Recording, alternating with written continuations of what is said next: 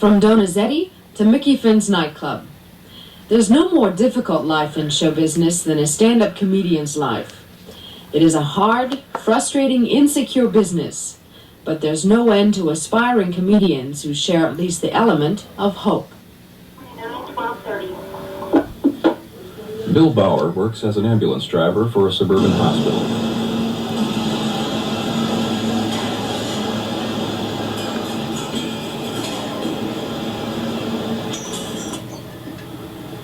Sue Halloran is an ex-dancer who is studying broadcasting and works at Fresh Air Radio. Louie Anderson is a child care specialist for a local children's home. Members of the workaday world during the week, but on Saturday night, they shed these identities to pursue another ambition.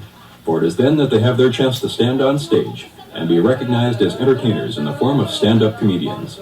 This all happens at Mickey Finn's nightclub, a showcase and training ground for aspiring comics. They're led by Jeff Gerbino, the only professional of the group, and master of ceremonies for the weekly performances. Mickey Finn's is not the ultimate club to play. People think that we say, come on down to Finn's, it's a great place. That's not what we're selling. We're selling the fact that these are comedians and we are developing our act. And you can get in on that and watch it and be part of it. It is not the best place to play, but at the same time, it's almost the only place for us to play on a weekly basis. The type of people we get down at Finn's performing, the comedians, there's no way you can describe them other than some kind of a large zoo of personalities, but it doesn't span all that much. It's basically people who are frustrated, I think, with their work, and they decided that they want to do something else, and that this is the nearest, most accessible form for them to do it. Social error number 1. Say, hey, where'd you ever get a nickname like Stumpy?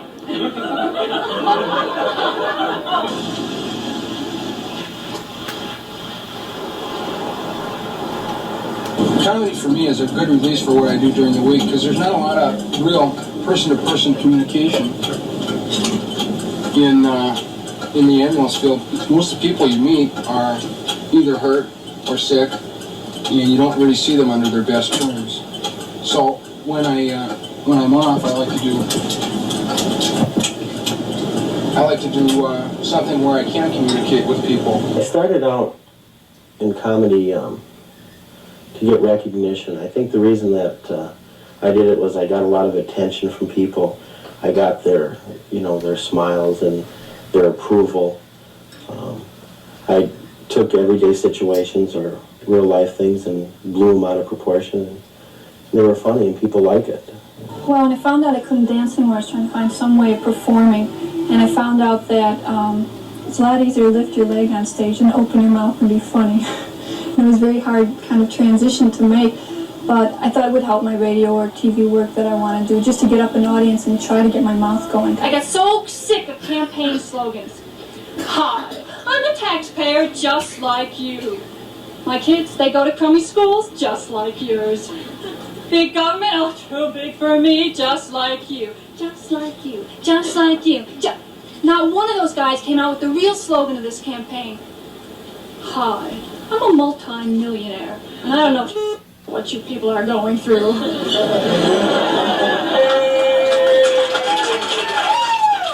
I was so petrified the first time I went up on stage. I couldn't believe it.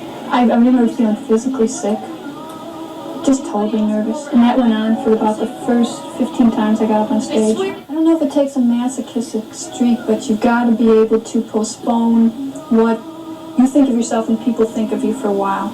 Yeah, ladies and gentlemen, it's Fat City Disco.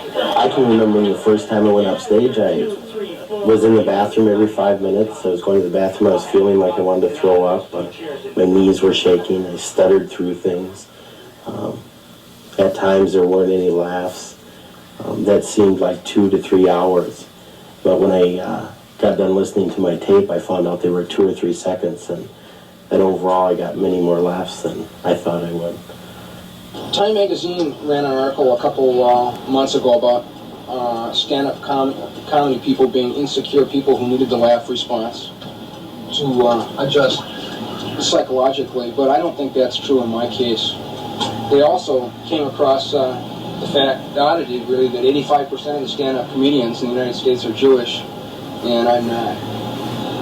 And another 10% of them are minorities. I'm Catholic myself, so I have a good background, I think, for comedy. There's a lot of things for me to draw on. For these young comedians, material can come from almost any source.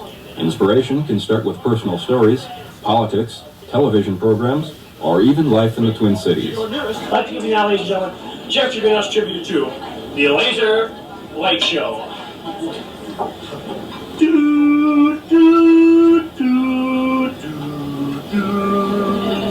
We don't have to worry though, because on the home front here we've got Anita Bryant in the form of a group.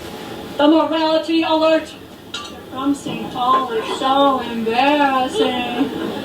Sometimes, I get the feeling that this great big boat, the good ship heterosexuality, and they are surrounded by the turbulent waters of homosexuality.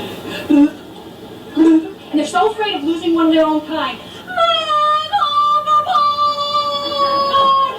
They go rushing upstairs to the ship. They look over in total dismay. Hey, Mikey. He likes it. It's very scary when you first get up there. It's just incredibly scary, and you would almost do anything for a laugh. I think I did some things in bad taste at the beginning. You don't know what's bad taste at first anyway. You're just experimenting.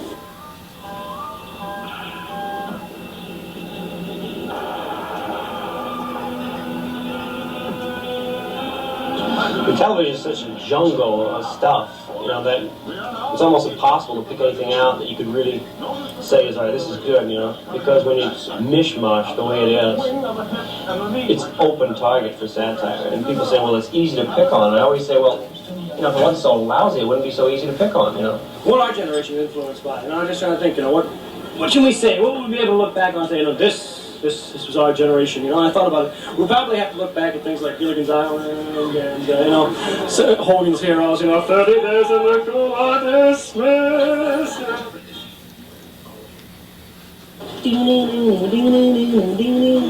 Oh my God, it's a Twilight Zone. I'm only gonna watch till it gets scary.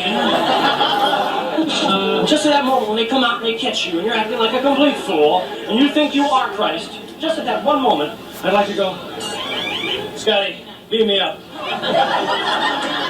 Okay, kids, the reason that I'm really sad is because it's Tubble's last show, and it's probably the last time you kids are going to have any fun, and the reason it's Tubble's last show is because the producer said, you're no good anymore, Tubble, and the producer's prejudice. Remember 2 weeks ago, kids, when we talked about prejudice? Yeah, we talked about prejudice, and that's when people are prejudiced against your race, your color, your creed, your religion, and your sexual preference. I think I'm sharing some life experiences that can be shared and can be understood, and that maybe people laugh out of just that laughing not to cry type of thing, because I think that it's an emotional feeling that I get. It's a real feeling that I'm telling people, and I want them to realize that they're not the only ones. And I want to hear the laughter so I know I'm not the only one. I like particularly saying the unspeakable things that people are afraid, but it's in everybody's mind, and then you bring it out and people laugh about it, and I think that's real healthy. I think that's the kind of humor I'm interested in, little less obvious things that we know we all think and feel. Comedy, I think, is an art form, probably more so than most people realize. It takes a long time to put together a 45-minute routine and to get the audience to go with it. And when you've done that, then you've created something, and that's art. Comedy, I'm going to give it about 3 or 4 years of a try. If it doesn't work, well, then I can hang it up and say, I gave it a try. And then I can go ahead and be a bookkeeper or something and not be frustrated.